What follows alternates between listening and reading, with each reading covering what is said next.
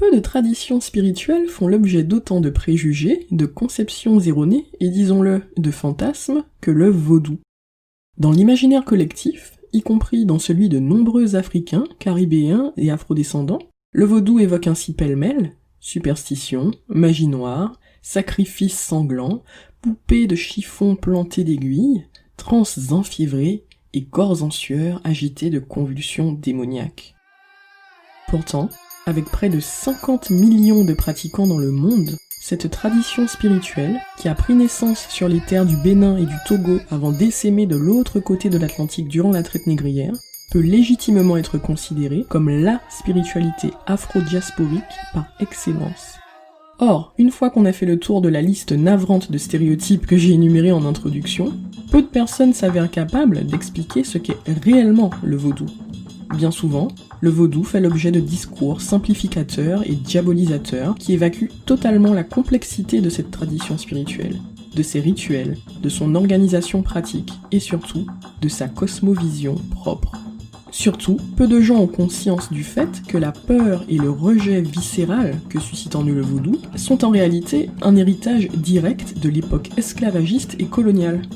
Pour le dire plus clairement, lorsque certains expriment leur mépris du vaudou, lorsqu'ils qualifient le vaudou de culte satanique, ce sont en réalité le missionnaire chrétien et le colon, propriétaire d'esclaves, du XVIIIe et du XIXe siècle, qui parlent à travers leur bouche. En effet, comme nous le verrons dans cet épisode, les autorités coloniales, les planteurs et l'Église catholique menèrent une véritable guerre d'usure à cette pratique spirituelle, qui menaçait grandement le statu quo dans les îles à sucre esclavagistes de la Caraïbe. Et pour cause, si le vaudou était aussi terrifiant aux yeux de l'ordre colonial, c'est parce qu'il a fourni l'un des plus puissants ferments de résilience et de résistance pour les Africains mis en esclavage. L'exemple le plus éclatant de ce constat, c'est bien évidemment la révolution haïtienne, qui commença au mois d'août 1791 et qui aboutit le 1er janvier 1804 à la création de la première république noire de l'époque moderne. La révolution haïtienne fut l'unique exemple documenté à l'échelle de toute l'histoire de l'humanité d'une révolution d'esclaves ayant réussi.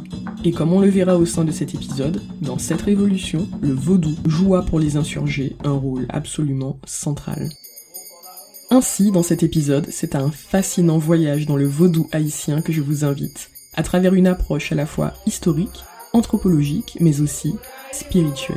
Car, comme c'est souvent le cas dans mes explorations historiques, l'intérêt que je porte au sujet du vaudou dépasse le seul cadre de la curiosité intellectuelle. Pourquoi ? Parce qu'en tant que Caribéens, descendants d'Africains mis en esclavage, le vaudou est notre héritage. C'est un langage qui nous connecte puissamment au monde conceptuel de nos ancêtres africains.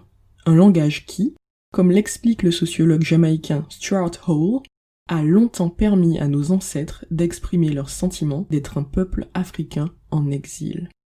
Quelle que soit la religion ou la spiritualité à laquelle nous nous identifions ou non à titre individuel, il n'en demeure pas moins qu'à l'échelle collective, cet effort de réappropriation du vaudou ou à minima de déstigmatisation et de refamiliarisation avec ce qu'est réellement le vaudou est nécessaire à tout processus profond de décolonisation.